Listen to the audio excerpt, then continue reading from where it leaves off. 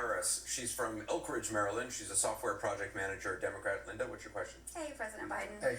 My middle-class family of 4 lives on a pretty tight budget. My husband and I both work full-time at well-paying jobs, but we still struggle some months to make the ends meet. With rising gas prices and utility prices and grocery prices, we're feeling our discretionary income get squeezed and reduced. What plans does the administration have to help ease this kind of current crunch we're feeling? Well, there's a number of things that have already been done. And it's hard, and people don't think about it. The American Rescue Plan has provided for an awful lot. The $1.9 billion we passed right after I got elected. So what you got is you got that $1,400 check in the mail. You got a lot of things that help ameliorate some of the concerns and costs, because we knew what we were coming into. We knew we inherited the wind, and things were going to get worse before they got better.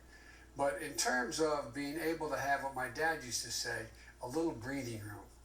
Just a little. My dad busted his neck. He didn't have a good paying job. My dad was a well-read, high school educated guy who thought his greatest sin in the world was he didn't get to go to college. But my dad was one of those guys that worked like hell, come home for dinner, and then he'd go back and finish up work and close the shop.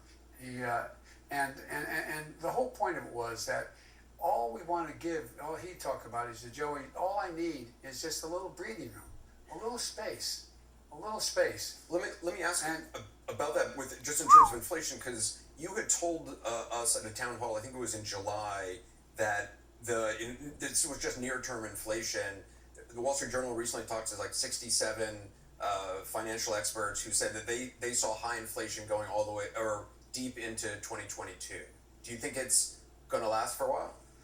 I don't think so. I don't think it will last, depending what we do. If we stay exactly where we are, yes.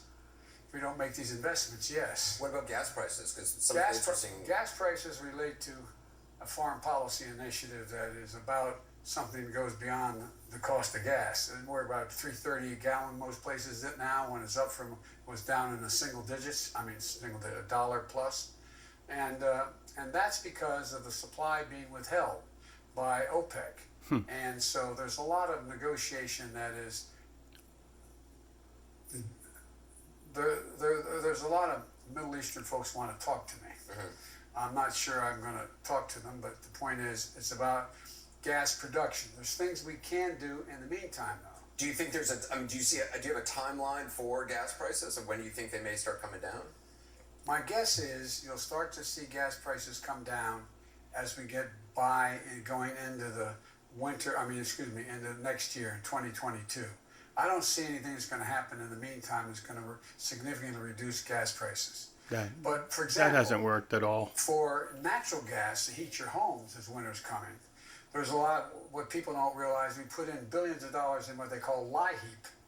LIHEAP is the provision whereby you're able to get funding from the federal government based upon your need to heat your home, and is subsidized in a significant way. And there's billions of dollars we have passed in the legislation I got passed in March of this year, because we anticipated that would be a problem as well. But the answer ultimately meaning the next 3 or 4 years, is investing in renewable energy. What I was able to do, by the way, I'm being literal when I say this.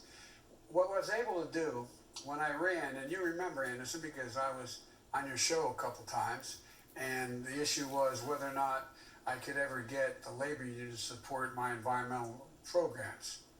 And I went out and I went to the IBEW as well to the auto workers, and I laid out my plan. They fully embraced it. Why? Because now, and I spent time at General Motors and other companies, and I got General Motors. I didn't get them. General Motors decided after a long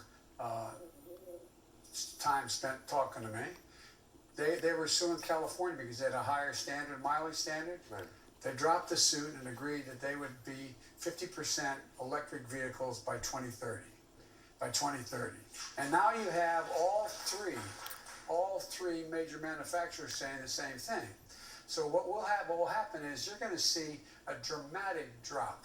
Dramatic drop from what's going to happen in terms of $3 gas prices and as change. we go into the next 2 or 3 years even if we're not able to break the monopoly price, they're keeping it up because, anyway. So but I must tell you, I don't have a near-term answer. There's two things I could do. I could go in the petroleum reserve and take out and probably reduce the price of gas maybe 18 cents or so a gallon. It's still going to be above $3. And one of the things that I refused to have happen because I didn't want anybody, I made a commitment, if you pass the stuff I'm talking about, not one single penny in tax would go against anybody making less than 400 grand. And so if you notice, these highway bills are not paid for by gas tax. They're paid for by direct expenditures in other areas. So the average person doesn't have to pay more. But it's going to be hard. It's going to be hard. There's a possibility to be able to bring it down. Depends on a little bit on Saudi Arabia and a few other things that are in the offing. Let me take a quick break. We'll have more from President Joe Biden.